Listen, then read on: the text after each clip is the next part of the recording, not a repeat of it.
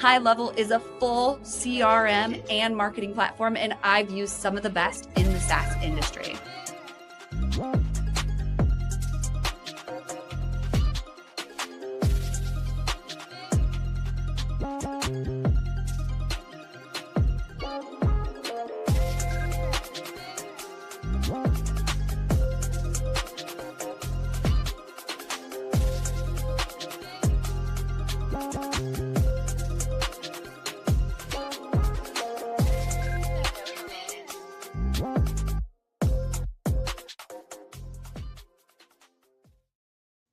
And we are live on LinkedIn, YouTube, Facebook, Twitch. We've got X rolling, Instagram, and a couple LinkedIn channels. So the guests are streaming from their channels too.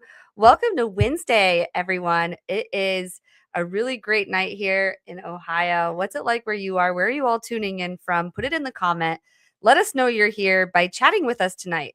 We want to hear from you. This episode is all about you. So when you comment, we can put it up on the screen and you can engage in the conversation. That's why live streaming isn't going anywhere. So I want to tell you a little bit about Reveting. So WinsDay, this show is our flagship show. It's where it all began. It's been happening over 3 years, but now we're helping over 10 businesses go live on LinkedIn, YouTube, and other channels, and we're repurposing it into short form video and other marketing materials. So you start with one live stream and you turn it into a podcast, you turn it into your social post, you train your AI on your voice. And the reason it's not going anywhere is because AI can't replicate it. When you're here in the chat and you're asking questions and we're engaging with you in real time, that's a real human conversation and it's not going anywhere. We see it real time in TikTok. People are buying products off live stream. Same thing in B2B on LinkedIn.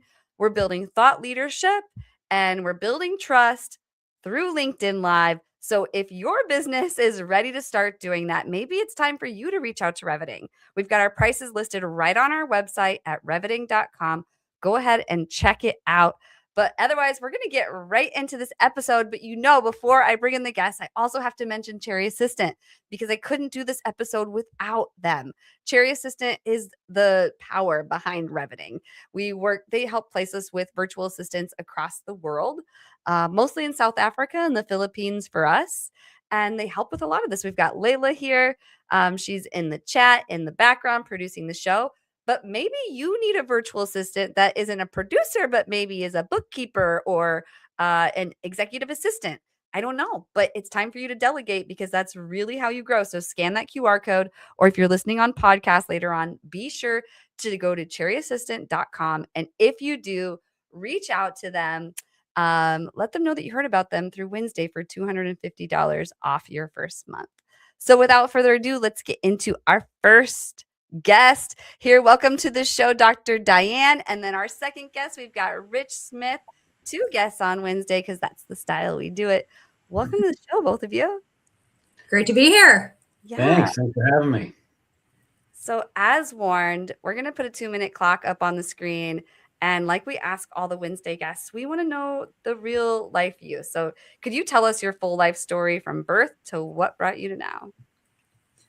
I love it. Life story in 2 minutes or less. Everybody, I'm Dr. Diane Dye, but I wasn't always. I was a scrappy kid growing up underneath the poverty line, daughter of a struggling and eventually failed entrepreneur who developed a passion for helping other people, not follow in those footsteps, preserve that legacy. So I'll tell you a quick story. When I was a kid, I really wanted to go roller skating. And I, of course, didn't have the money. My mom didn't have the money. So I picked up the church directory and I smiled and dialed and I called everyone at church. And by the end of my smiling and dialing session, I had a ride to go roller skating. I was fed and I was taken back home. So it's not the number of times you get to yes that gets you to success. It's the number of times you creatively get past the no. And my upbringing gave me ample opportunity to practice that over and over and over again. I am a graduate of the University of Southern California 2 times. I went to USC Annenberg for my master's and USC Rossier for my doctorate in organizational change and leadership, where I learned truly how to help you experiment and get better without driving your organization into change fatigue, or what I call change chaos, where you're actually hemorrhaging money and people are getting gray hair because things are changing too crazy, too fast, and too incorrectly. So that's where my Brave Business model comes from, my Creating Critical Opportunity workbook, all of the things that have sprung forth from the culmination of my upbringing and my education and hitting 10 years in business as CEO of People With Consulting. Great to meet you all. Yeah, that's amazing. I love how you called it a bold and brave business strategy. I look forward to hopefully learning more about that. Thank you so much for sharing. And Rich, how about you? Could you share your full life story? Sure. So I may start at the end and work backwards. I think since Diane started at the beginning and work forward. So I've been the chief marketing officer of 7 different companies over the last 20 years in industries like financial services, healthcare, data, technology, even management consulting. And I found during that time that one of the things that really drives me is just working with organizations to help bring the great products and services that they have to market. Most mid-sized businesses and small businesses, the ones that fail, and many of them do fail, the vast majority do.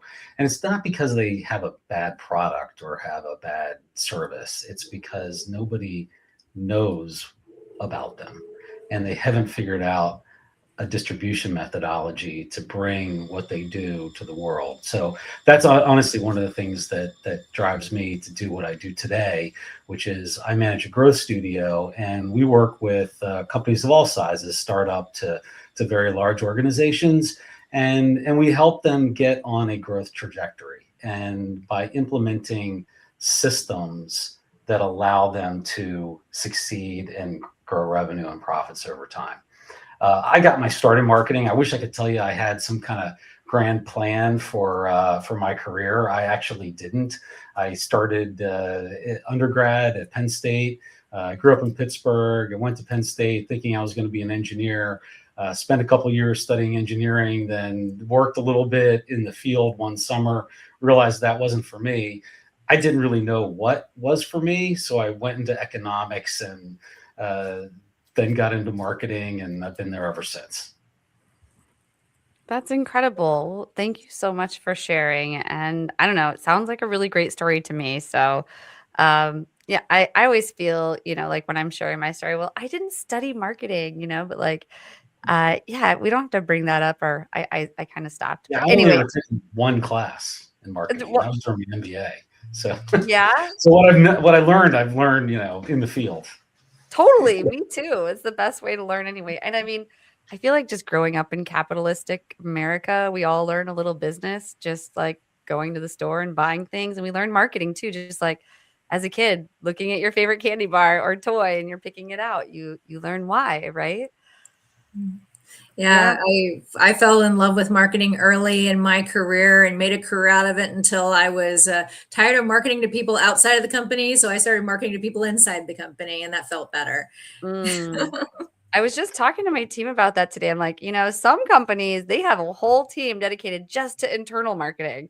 We're always focused. Well, we are helping other businesses market, that we're usually thinking about their marketing. And it's hard to sometimes think about our own marketing, let alone internal marketing. But yeah, I'm glad you mentioned that. Yeah. Hopefully And the team's listening. Yeah, go ahead. can I add, as a CMO, that's one of my primary responsibilities. Yes, I had to be looking at the outside of the organization to see where trends were going and help the company move to meet those trends.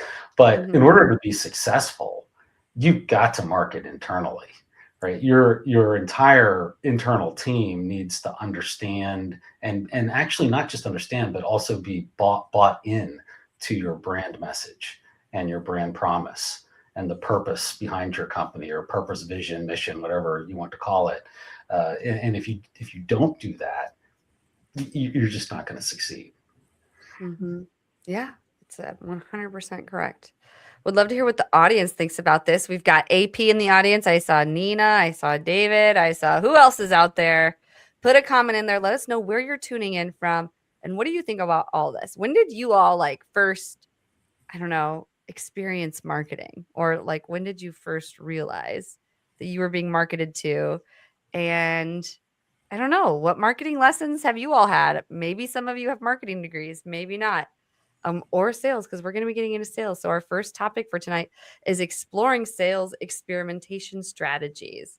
So Dr. Diane Dye, I believe this is your comment. Could you your topic? Could you kick us off on this? Absolutely, I can. So, experimentation really starts with understanding what you think you know. And you have to really be willing to unlearn what you think you know, because as you experiment, things are going to change. The market's going to tell you something different. You're going to have hiccups in your supply chain. Something's going to happen, and you're going to have to be responsive to it.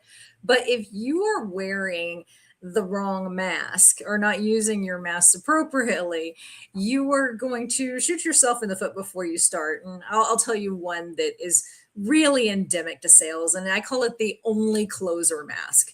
And this is where you come into an engagement, whether it be a sales engagement or a marketing engagement, and you are just convinced that you're the only one that can push the go button.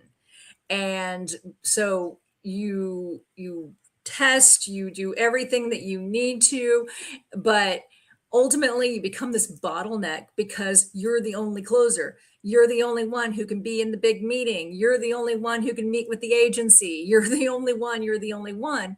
And when you're the only one, you stand in the way of forward momentum of progress. So understanding whether it's being a lone wolf, being a perfectionist, those are just a few of the 10 masks that I identified that are bias based, that are either to control yourself, control others, protect yourself, protect others, but they hold you back from experimentation.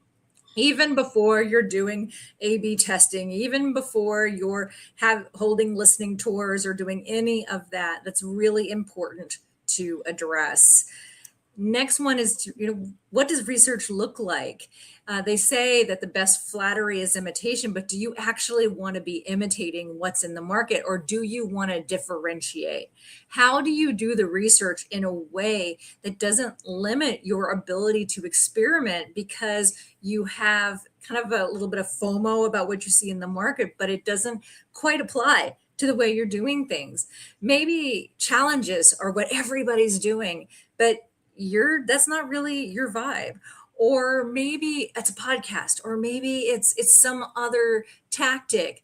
What is the way that lights you up when you authentically lean into and research with your customers what lights them up, what lights you up, and you find alignment with that?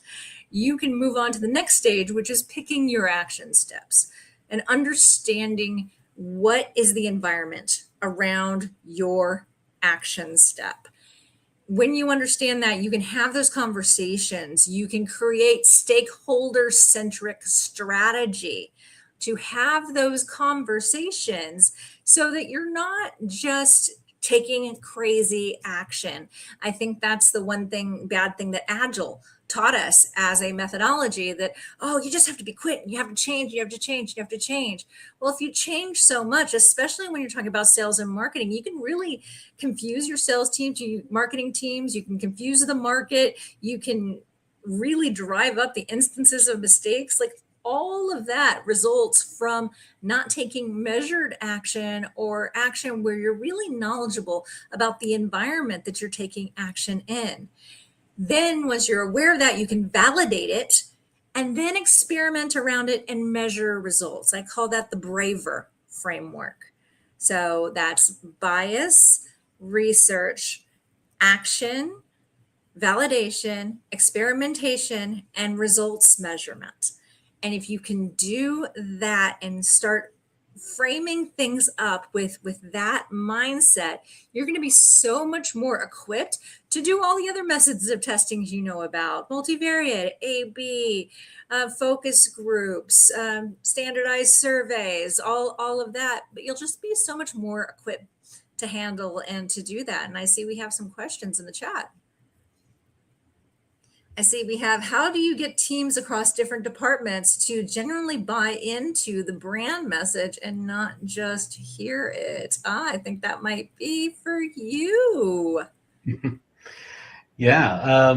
The quick answer to that is make them part of the process, right? People tend to not buy into things that are just handed to them or spoon-fed to them.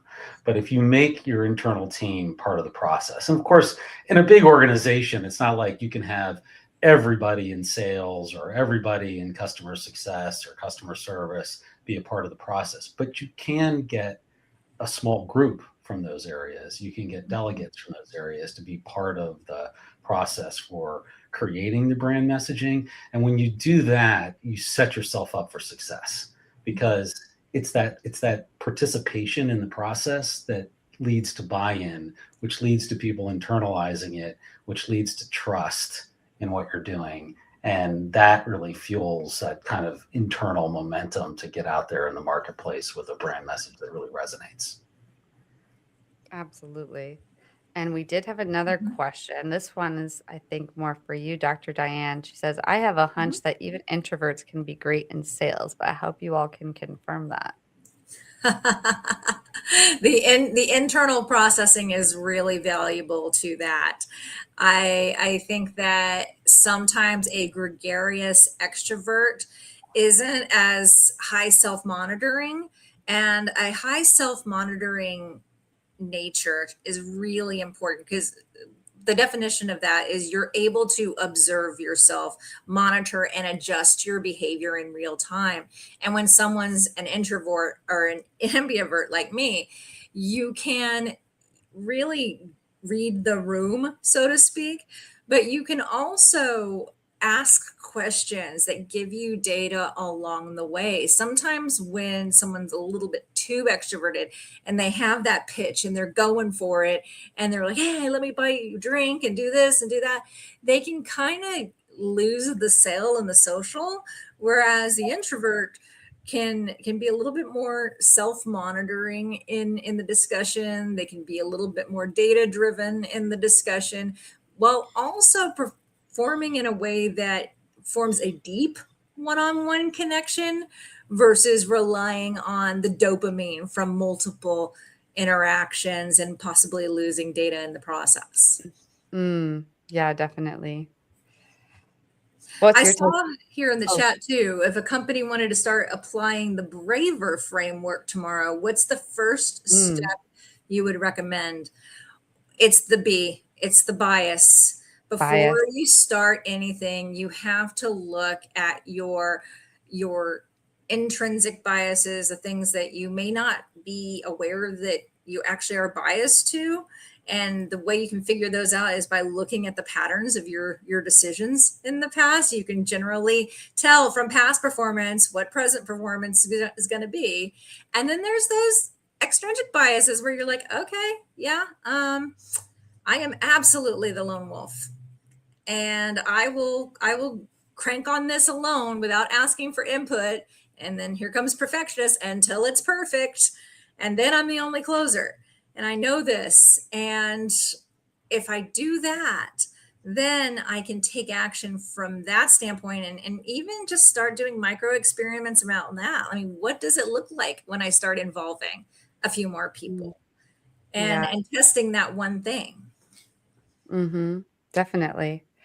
Test, test, test. What's your take on any of that? Anything else you'd add, Rich? Well, I definitely think introverts can be great salespeople. I think, being really good at sales, yes, it is about relationships, but it's also really about the process and the Mm-hmm. systems, and not so much about having. I mean, not that it's great to have really good salespeople, so don't take this the wrong way, but we have this image of the rock star salesperson, Mm-hmm. and that's kind of a myth. Right. I think the best sales organizations really run on a regimented kind of disciplined process. And they're very aligned and connected with their marketing team, with their product team, with their engineering team. And that kind of connectivity makes the whole thing work because they understand that their job is not to go out and hunt. Their job is to close the business, the lead flow that's coming in. And so I think introverts are great at doing that. Yeah. Yeah, I think there's even a book. I forget what it's called. And Quiet by Susan Cain. is that what it is? It's like all Yes. about being an introvert in sales. Mm-hmm. Yep. So if Nina, if that's what you're looking at, that might be the book for you. I'm pretty sure you're an avid reader. So check that one out. But in the meantime, let's hop over to our second topic, the science behind brand messaging. I'm excited to hear what you have to say about this, Rich. All right. Well, yeah, let's jump into it. So, I think a lot of people think of brand messaging and the word brand jumps out, right? And they think Mhm. it's branding. And you get this image of, Mad Men, Don Draper in the conference room pulling out some slogan that's amazing. And, you go on and you buy a bunch of TV ads. But that's not really the way effective brand messaging is built. Ultimately, what you're trying to do when you create your brand message is you're trying to accomplish a few things: differentiate yourself from your competition, but mainly deliver your message in a way that your target audience will be aware of it and will identify with it. And here's how you make that happen. So, I don't know if you guys have studied behavioral economics or not, or behavioral science, but there's a great book out there called Thinking Fast and Slow. It was written by a Nobel Prize-winning economist, Daniel Kahneman, published 2007. He's really the grandfather or godfather, if you will, of the whole field of behavioral economics, which is less than 20 years old. But what he had really identified through his research, which was done over 30, 40 years, was that we really almost have kind of two systems in our brains, two brains, if you will. There's system one and system two, is what he called them. And I'm just going to steal from that shamelessly. But system one is the older, the ancient part of your brain. Some refer to it as your primal brain. It's the automatic system that makes a lot of our decisions. It controls your breathing and your heart and your brain and your motion. It controls your reactions. When somebody throws a ball at you, you immediately reach up and grab it without thinking. Okay, well, that's system one that's doing that. And then system two is kind of your prefrontal cortex, right? Or what we think of as our cells. When we think in our brains, we're using our system two. The reality is that 95% of our decisions are made by system one, not system two. And again, system one is the kind of primal system that was built for survival. And when Kahneman and others have studied this closely, what they find is that there are something like 188 different cognitive biases that are created by this difference between system one and system two. And when you construct your brand messaging, you have to understand that 95% of your target audience's decisions are being made by their system one, not their system two. Ultimately, what this means for brand messaging is that, we have to start with emotion, because emotion is what drives that system one, right? System one is always looking for novelty, looking for things that are going to help with survival, danger, right? And so our decision-making process tends to be, we make an emotional decision, and then we rationalize it with logic later. So the job of a funnel, if you will, is you start out with brand messaging that wins the hearts, and then you get to the messaging that wins the mind and gives them a rational reason to make that purchase. So when you're constructing brand messaging, you can go do research with your target audience, and they will likely tell you things that they like, want, or need. And it's not that those are unimportant, but what you really have to do is drill through that and hear what they're not telling you. What are the pains? What are the fears that are driving what they like, want, and need? Because it's pain and fear that gets the attention of system one. So if you can develop your messaging in a way that delivers right to that pain or that fear, you can explain how your product or service is the best solution to relieve them of that fear and that pain. That's when you have an effective brand messaging platform. Yeah. People forget about pain marketing, I feel like, a lot. It's real. Having them feel, we need them to feel their pain. We can't save them from their pain. Yeah, Even and if we have a you really desire, we're moving away from the pain. So it's still the pain, because I'm like, I want that, because if I don't have that, there's this pain right there that's like nipping at my back. Yeah. Yeah. Yeah, that's why, lists of features doesn't work. No. Don't lead with lots of features, lots of about you. It's not about you, it's about your customer, right? I often tell clients, go out to your website and count the number of times you say we, our, or your brand name. Yeah. And who is your website really for? Is it for you, or is it for your customer, right? So you got to flip it around and put all of that language into the language of you, your, not we, our, because it's really about the customer. It's about them, what they're experiencing, and what you can do for them. They don't care about your features. They don't care about your benefits. They don't care about your company, honestly. They really don't. They really don't. What they care about it is what's in it for them, right? Themselves. Yeah. We're all consumers too. So we get it at some level, right? Like, we're all consumers as well as marketers and salespeople, and it's all about us, right? We're the center of our own universe. And if you're not speaking to people in that way with your brand messaging, you're not gonna cut through the noise. And there's a lot of noise today. It's true. 100%. What would be your actionable advice to any marketers or wannabe marketers listening, who want to try to implement paid marketing in their strategy? I know one thing I always recommend to the team, I just brought it up earlier this week, or maybe it was last week, is reminding them of like the old school infomercials. Like, did you fall and you can't get up? Or like, like they lead with these pain questions, and it's like, yes. Or like, do you spend all day chopping your vegetables? Like, man, wouldn't it be nice if you could just have sliced veggies to throw in the skillet? Try the little like cruncher thing, whatever it is, and then they like pop it. I always think of those old school infomercials. Obviously, we don't want to be cheesy like that, but I mean, it's sort of the idea that I'm able to share to help people grasp it. How would you help explain, like, what tactics do you use, or what messaging do you use to get people to feel their pain? Yeah, well, I mean, we could probably rattle off 50 different slogans that we all remember, and they're all the ones that last this test of time. Typically are dealing with some kind of pain resolution, right? Don't leave home without it. Okay.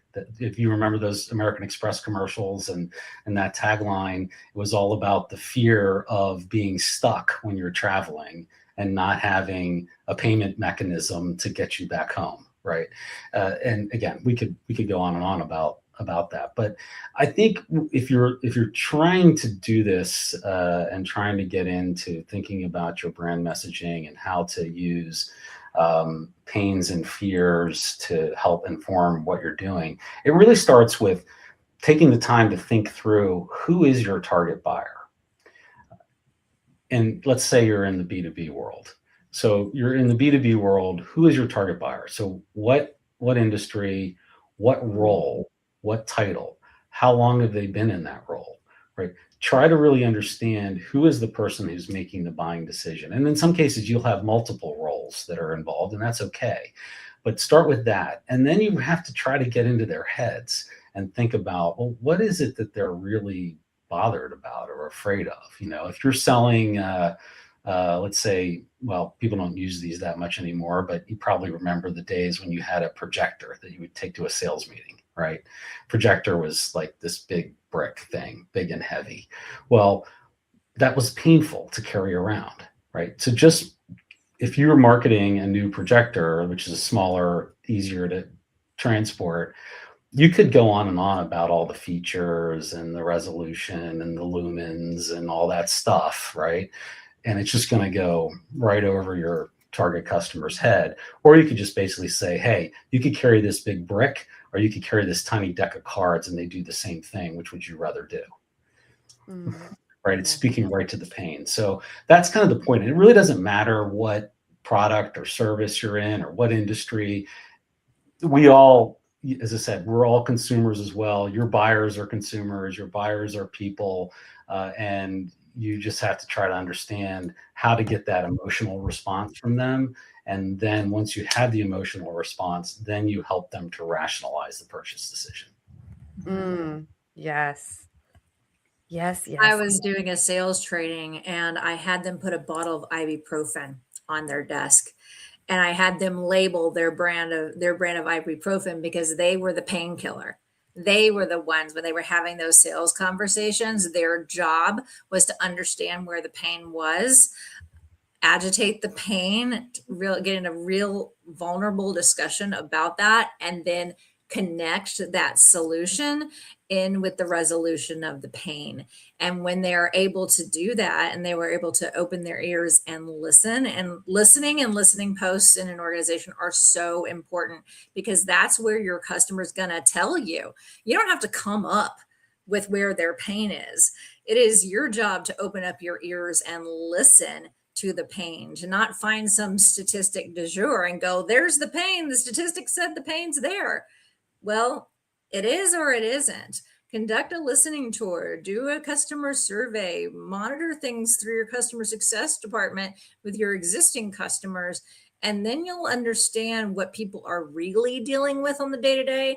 And because of external environments, those things can change. And especially in a B2B space, those things can change really rapidly. And the quicker you can jump on the pain or the fear du jour and connect it with your solution, when you have value metrics that you are clearly communicating through your marketing, you can drive to, what is the other side of the pain, which is relief. And what does that relief or aspiration look to you? And absolutely, pain marketing can be applied to overcoming client objections, because what's it worth to you what's it costing you right now to hold on to this pain? Sometimes people don't change until they're sick and tired of being sick and tired, but that can come to a point where you can really raise their awareness. So again, they drop that bias that they have against the fact that they really are experiencing something. They feel safe with you. They feel heard. And then they overcome their own objections at that point, because you listen and they feel heard. And that's so powerful, because that really develops affinity with a brand, with a sales organization, any of it. Yeah, such a great point. What would you add to that question, Rich, in terms of campaign marketing be applied to overcoming client objections? Yeah. So I just want to call out, there's a great comment in the chat from someone who said, so basically if it doesn't make people feel something, it's probably not going to stick. And that is Yeah. so true. And as a CMO, if you talk to anybody who was on any of my teams, they probably will tell you that this used to make them crazy.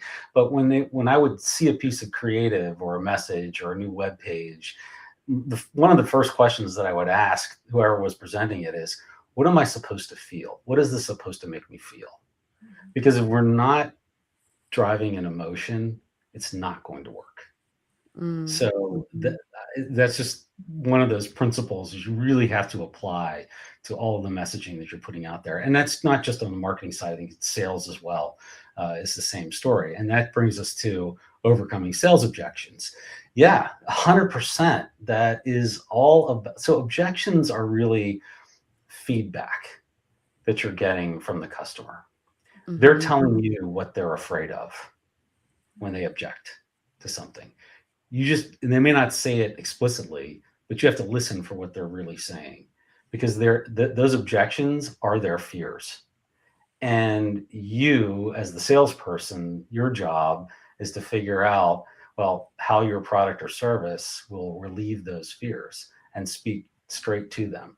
So a lot of the buying process from, I've been on the other side of the table, buying from lots of vendors and agencies and people who wanted to sell me things. But a lot of the buying process is simply de-risking. And so in order to de-risk, you have to reduce their fear. And that's why I really encourage you, listen closely to what the objections are, because they're telling you exactly what they're afraid of. That's 100% true. Yeah. I love where this is going. If they don't feel something, it's not going to stick. That's Layla there making that comment. Awesome, Layla. She's an awesome marketer. Proud to say she works on team Reveting, helping a lot of our clients with their posts. And we're constantly talking about it. Like, if we don't understand what this business does, we're not going to be able to serve them. If we don't understand their strategy, we really got to how do they get something I feel like that really helps us is asking, how do you make money? How does the business make money? And usually what's the first entry level door? So for marketing, that's a really great place to start. So I digress. We're going to be getting into some more really hot topics here. And in just a moment, we've got marketing experimentation and practice and why sales pitches fail to convert. We're going to get into those right after this brief message from Cherry Assistant and Reveting. This is Mike, also known as Clean with Mike on Twitter. Mike hired a virtual assistant from Cherry Assistant about 2 years ago. Now he has a $50K per month business fully managed by a remote operator in South Africa. His VA from South Africa does the following: closing inbound leads on the phone, Yelp and Google and Facebook, manages his CRM and Go High Level, deals with rescheduling, cancellations, any issues, hires and manages the cleaners, and sends them daily reports and updates. Mike has a fully cash flowing business managed by a remote operator for only $8 an hour. You can also hire a US equivalent worker in the Philippines, South Africa, Latin America for a fraction of the cost with Cherry Assistant. Be like Mike and grow your business with offshore staff. If you're listening on podcast right now, we're showing a menu of services that they offer, including but not limited to lead generation, CRM management, prospecting assistance, sales presentation preparation, data entry and cleanup, customer support, project management, and so much more.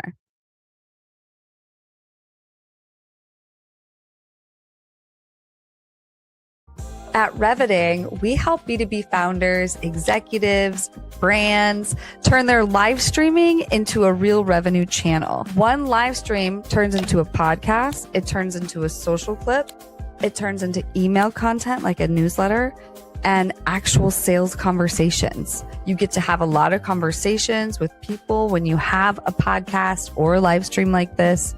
And if you want to be known, trusted, and remembered in your industry, without being online 24/7, worrying about your posting, this is what we do. Just head on over to reviting.com and let's build your show. I want to give a quick testimonial for the Reviting team and Jessie. I was really nervous about doing lives. And so thanks to Jessie and her team, I've now been doing them for, I think, 7 or 8 months now. The other thing is they very much have helped me increase my reach and online presence. So thank you, Reviting and Jessie. One of the problems that we struggle with is getting our brand out there. What Jessie and her team have been able to do for us is to take advantage of LinkedIn and the idea of going live on LinkedIn and using that platform to its fullest extent through the way they're able to take the live event and break it down into bite-sized posts. Your team shows up very organized. They were able to take what was limited in terms of how our brand shows up, but actually turn that into visualizations for the different shows, the video clips that are being taken, as well as the content within the posts themselves. Jessie, I love what you and the team do. You make it so easy for me to get in, have a meaningful conversation with some amazing guests, and then watch the post-production. And I've been picking up 50 followers a day just because that content is resonating so well. And I've had a number of people reach out to me who want to be guests on the show. So it's working across a lot of different channels for me, and I can't thank you enough.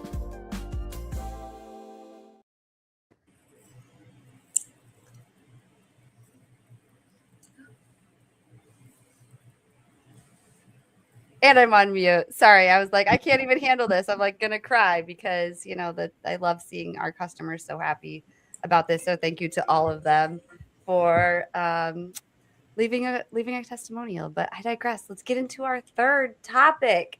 Layla, could you bring it up on the screen? Marketing experimentation in practice. Thank you, Layla. But I believe this is your topic, Rich. Am I correct? Marketing I can certainly talk about it. I think we I know. teed up for Diane, though, to go first. But Okay. That's what I thought. All right. So Diane, you're talking about marketing experimentation. So sales. I think we're all pretty aligned here in this panel and our expertise. And the way I experimented when I was a young senior brand manager, I think was one of the bravest experimentation periods of my life. I worked in the entertainment industry, and this was at a time where everything was just shiny and brand new, and experimentation was just at an all-time high in the entertainment industry because there just aren't the boundaries of other industries. This isn't pharma. This isn't something that has a lot of parameters on it. So we had a lot of fun. My number one tip for experimentation is really to help you understand how innovation works. Because innovation doesn't work where you bake the entire thing and you throw it out to everyone and then you pray. How it works is you have a V1. Think about your iPhone. Your iPhone did not pop out in its current version on day one. We had an iPhone 1, 2, 3, 4. These were fully baked products, but there were versions of them. So in innovation, think about it like first you have a skateboard to get around. And then you put a stick on it and you call it a scooter. And then you put a little motor on that scooter and you have a motorized scooter. And you think, well, a scooter really doesn't get me around so much, but I don't have a driver's license yet. So I think I'm going to ask for a golf cart. And then you have the golf cart and you move from a golf cart to your learner's permit, your driver's license, your actual full car. That is an innovation right there. Now, what you can do is you can timeline out your marketing and your market testing into these innovation phases. So phase one, we're gonna test out a message, and maybe we're gonna do an A/B test split where we're gonna send half the messaging to one part of a segment, half the messaging to another part of the segment, but still not the whole list. You're going to be able to see some metrics there. You're going to be able to observe the data coming in and have the data make the decision for you and which one you actually fully roll out with. The utilization of the of the phase is going to tell you everything. And that's when you look at data, when you listen to your customers, you see themes and patterns versus acting on what we call anecdotal evidence. When one person says something, yeah, exactly, right? Like the iPhone 1 didn't do it. It wasn't 100% there, but it was still enough of a product to become a next version product and a next version product. So we always need to be tweaking and moving and adjusting and massaging. And when we find that thing that converts, we double down on what works. And when you double down, you see where the customers are coming in from. You see the messages that work. The data starts to tell a story. Your customers start to tell a story. And then you can safely say, all right, let's add more budget to that. And you add more budget to that and you lean in. But you also have to become incredibly aware of what's also impacting things, because trends can change and shift and whatever. This is not a Showtime rotisserie. You do not set it and forget it. You have to always be conscious, aware, and have enough humility that you're neither too good to nor not good enough to switch things up, to be able to pivot, to be able to change, to be able to iterate. Exactly. Tweaking, adjusting, testing. That is the name of the game, and noticing those patterns. Yeah, 100%. The one thing that is constantly true about marketing is that nothing is constant. It's always changing. There's always something new. Looks like David says, thank God I never had an iPhone 1. Can you imagine how bad the product would have been? Tweaking, adjusting, testing, that's the name of the game. Layla knows it. And noticing the pattern makes all. Yes, just like a good researcher, looking for the pattern is so important. But also listening to your audience. And I mean, depending on your capacity, there is data you can get on your audience to kind of learn about their behaviors and like, what platforms they're on and stuff like that, if you're able to do that sort of market research. But we're not always able to do that kind of market research. He says, I like the progression of product with the scooter example. Yeah, that was good. What might you add to this conversation, Rich? Yeah, just to underscore the importance of doing marketing experimentation, and making sure that when you do it, you go into it with a clear understanding of the so what factor. Like, let's say that it works. Let's say that you get a particular result. So what? Okay, what does that mean? What's actionable about it? Because you need to design your experiments in a way that you're going to learn something that is ultimately actionable that you can put into practice. As I've been a CMO of B2B and B2C companies, in the B2C world, I would typically have about 10 to 15% of my marketing budget allotted to testing. And the reason is, I think what you pointed out earlier, Jessie, was, things change. Like, the world is not static. Customers aren't static. New products are coming out all the time. New competitors are coming out all the time. And, if you're not constantly testing, you're going to miss those inflection points. And then your business is going to be way behind. In the B2B world is similar, not the same scale. So maybe you don't portion the budget quite the same way, but the principles are the same. You got to go into it understanding, all right, what are we testing? What are we really trying to learn? And what's going to be actionable about that learning? Yeah, definitely. 100%. Anything else you'd wrap us up with on this topic, Dr. Diane? Yes. Lack of willingness to experiment put entire businesses out of business during COVID. And it's detrimental, and it has the potential to be detrimental to your business if you are not willing to shift up what you are doing to better serve your clients or keep business going in a unique and new way, because regulations have changed, because we have a public health emergency, because I don't know, the sky turned purple one day and people now are afraid to go outside. Any number of strange things can happen in this world, and how you adjust to that and listen during that and get creative during that and be willing to shift up status quo. Don't be so tied into status quo that everything you tried to let go of has fingernail marks in it. And that's what some people do because they're so in love with their businesses. They're so in love with their babies. They're so in love with V1 of their original policy or their product or their campaign or whatever. So they sink their nails in. And then as all the circumstances, including the customer, are trying to pull it away, they're going, no, I can't leave status quo. No, it's uncomfortable. Your own pain can sink your company.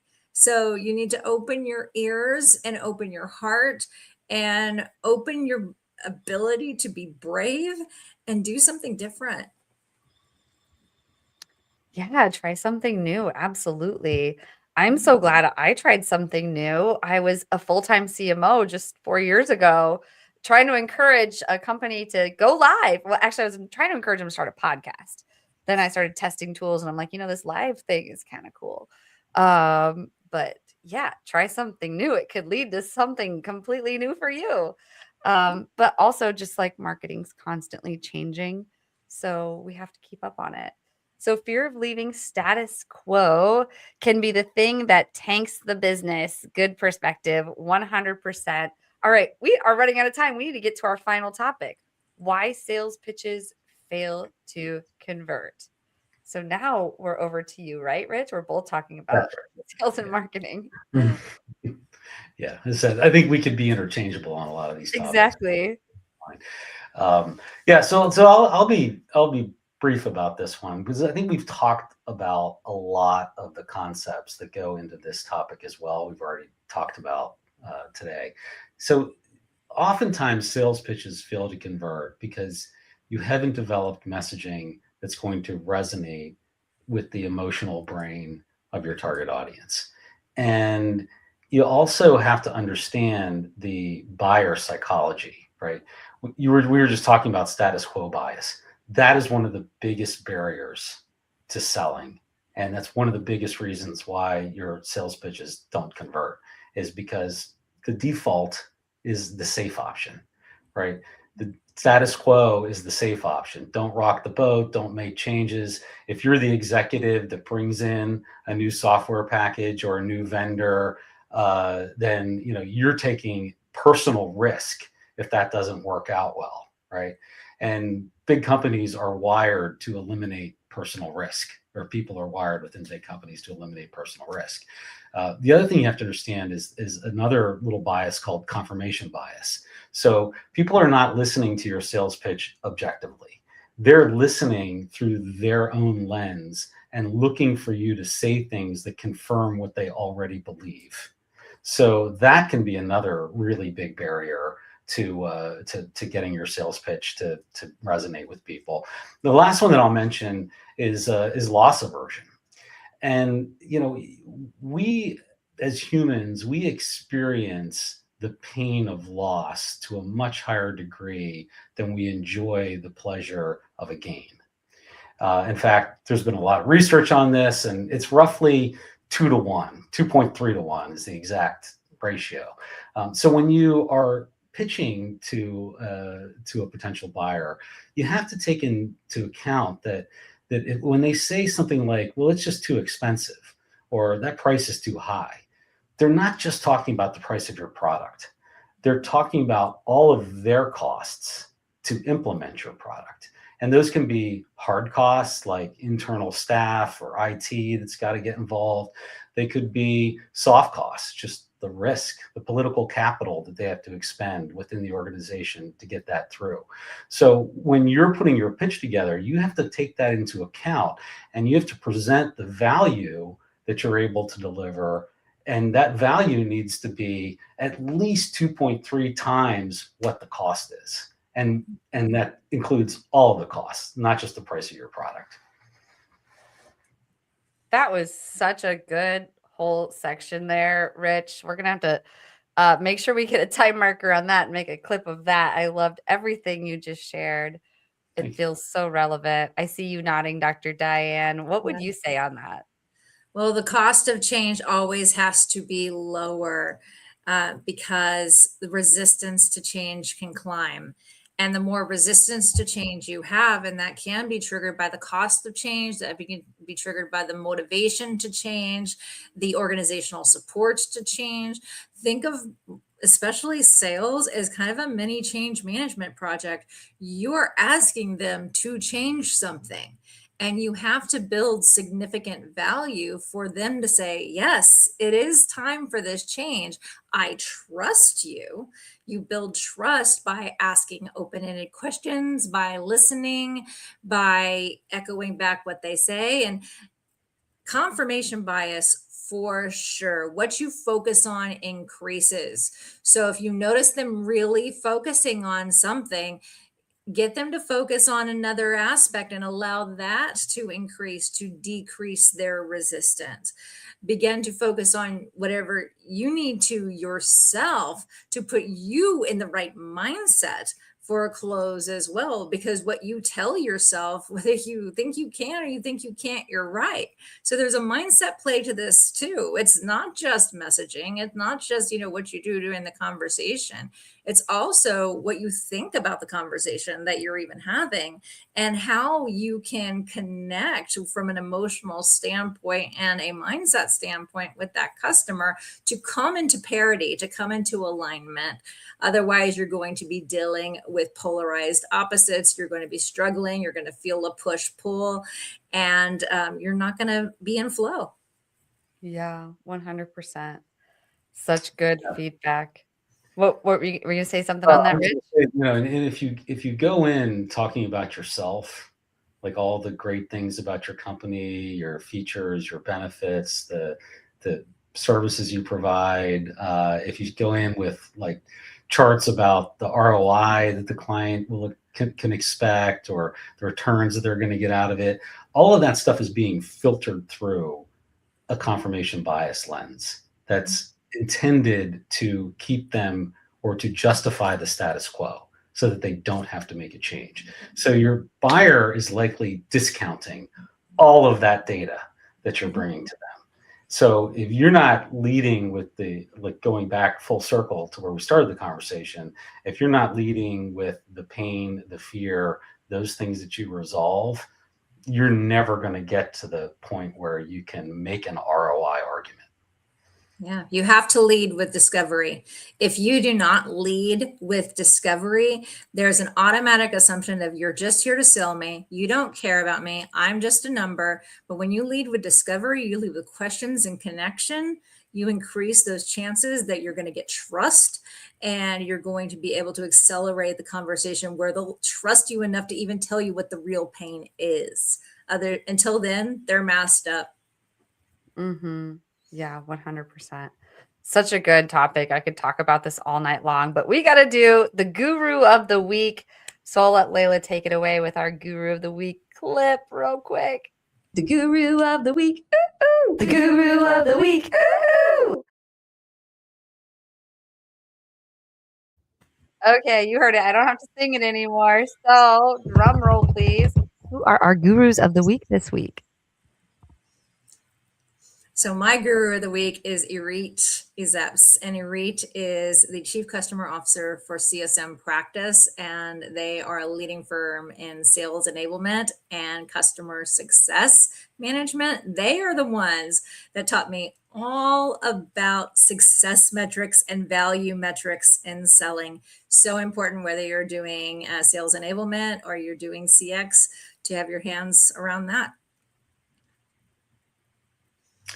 And mine is Scott Cohen. So Scott was a founding partner, managing director of an advertising agency by the name of Quattro, and a longtime friend. We worked together for over 20 years. I brought that agency into probably 4 or 5 different companies where I was the CMO. Scott was an amazing marketer and salesperson and just a real light in our industry. Unfortunately, we lost Scott a couple of weeks ago, passed away suddenly. And so I just wanted to bring him up today to just pay a little tribute to one of the most amazing people that I've ever run into in this field and a very, very good friend. Well, thank you so much for sharing both of those. I mean, they sound like incredible leaders. Um, and yeah, well, thank you very much. I appreciate, well, that was a very heartfelt Guru of the Week segment. I So didn't mean thank to bring you. it down, but You didn't. No, sorry on for my your mind. loss. I think he's a really important person and great Yeah, agency. I recommend that people check them out. I love that. Let's celebrate him. Sounds like he was a great businessman. So thank you so much for sharing. I love that. A great tribute. So thank you so much for sharing your Guru of the Week. And before we wrap up, could you both just tell us a little bit more about what yourself? We want to know more about who you serve, how you serve them, and if they could be served by you, how do they reach you? All right. So for me, I am the founder and CEO of People Risk Consulting. I help founders, CEOs, C-level executives experiment so that they don't throw their organizations into change fatigue, or what I call change chaos. And if you want to work with me or possibly even be on my masterclass, which is also live, called Brave Business, go to www.peopleriskconsulting.com. I'm also an open networker on LinkedIn. So please connect with me there, Dr. Diane Dye. Drop me a DM and tell me that you saw me on Reviting. Awesome. Thank you for sharing that. And how about you, Rich? Sure thing. So I'm the founder of the Rich M. Smith Growth Studio. I also am a keynote speaker, a angel investor, and host of the Revenue Science podcast, where we mainly speak to CEOs. We have CEOs as guests who talk about how they've scaled their companies and how they implement revenue systems to drive growth. Easiest way to get in touch with me is to go to my website. It's richmsmith.com. Really easy name to remember, probably one of the more generic names out there. And you can also find me on LinkedIn and other social networks. Awesome. Beautiful. Well, it was truly an honor to speak with both of you today. Thank you so much for coming on the show. I really appreciate you spending the last hour with us. And, we're only a few minutes after, but want to just share with people real quick. Next week, we've got another awesome episode planned with Michelle Hamilton and Ivan Borovikov. Hope I'm saying that right, but we will find out next week. So until then, thank you again, Dr. Diane Dye and Rich Smith, for joining. Everyone, make sure you go follow them, connect, send a message. Make sure you tell them that you saw them on tonight's show. Other than that, I'll see everyone next week.